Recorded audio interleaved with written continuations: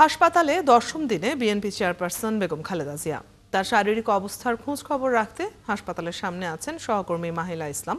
আমরা যুক্ত হচ্ছি তার সাথে। মাহিলা, বিএনপি চেয়ারপারসনকে চিকিৎসা দিতে আজ চীন ও ব্রিটিশ চিকিৎসকদের একটি বিশেষজ্ঞ দল ঢাকায় আসছেন বলে আমরা জানছিলাম। তার ঠিক কখন নাগাদ আসবেন এবং সবশেষ কি পরিস্থিতি জানতে পারলেন আপনি?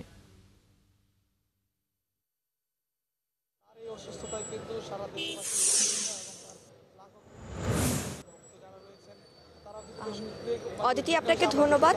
যেমনটি বলছিলেন, কিছুক্ষণ আগে আসলে বিএনপির পক্ষ থেকে বেগম খালেদা জিয়ার স্বাস্থ্য খবর জানিয়েছেন দলের স্থায়ী কমিটির সদস্য ডক্টর AZM জাহিদ হোসেন।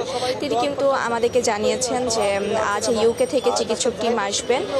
যদিও তিনি বলেছেন যে চিকিৎসক টিমরা আসছেন, তবে বিদেশে নিয়ে যাওয়ার বিষয়ে সর্বাধিক প্রস্তুতি থাকলেও সেটি কিন্তু সম্পূর্ণ নির্ভর করছে তার শারীরিক অবস্থার উপরে। যদি তার শারীরিক অবস্থা সেরকম পজিশনে যায় যে তাকে বিদেশে নিয়ে যাওয়া যাবে, তাহলেই অবশ্য তাকে বিদেশে যাওয়া যাবে এবং তারা চিন্তা করবে যে নিবে কি নিবে না।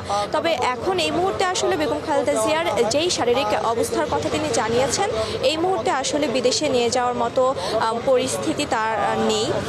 আমি যদি আপনাকে একটু দেখাই এখানকার পরিস্থিতি, যে এখানে কিন্তু গতকাল রাত থেকে উৎসুক নেতাকর্মীদের অনেক ভিড় রয়েছে। তারা কিন্তু এখানে অপেক্ষা করছেন এবং গতকাল রাত পর্যন্ত যেহেতু দলের পক্ষ থেকে কোনো রকমের কোনো তথ্য দেওয়া হয়নি, যেটা করা হলো, তো সেই জন্য আসলে বিভিন্ন ধরনের বিভ্রান্তমূলক কথাবার্তা জড়ো হয়ে আসলে নেতাকর্মীরা এখানে এসেছিলেন, জড়ো করেছেন।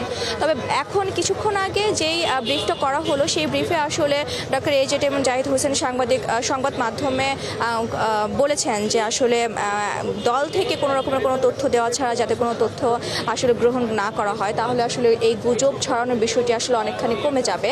এবং তিনি আশা প্রকাশ করেছেন বেগম খালেদা জিয়ার যে চিকিৎসা চলছে সেখানে সে আসলে রেসপন্স করছে। তো এইভাবে যদি চিকিৎসা চলতে থাকে তাহলে হয়তো বা তিনি কামব্যাক করবেন। তো সেই ক্ষেত্রে আসলে তিনি গণমাধ্যমের বেশ সহযোগিতা কামনা করেছেন।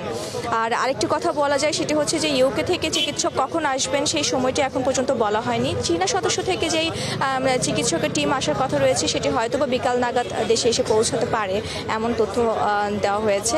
তো কখন আসলে এই দুটো মেডিকেল টিম বোর্ড আসলে এভারকেয়ারে এসে পৌঁছাবে সেটির নির্দিষ্ট কোনো সময়সীমা ডক্টর AZM জাহিদ হোসেন আসলে বলে দেয়নি।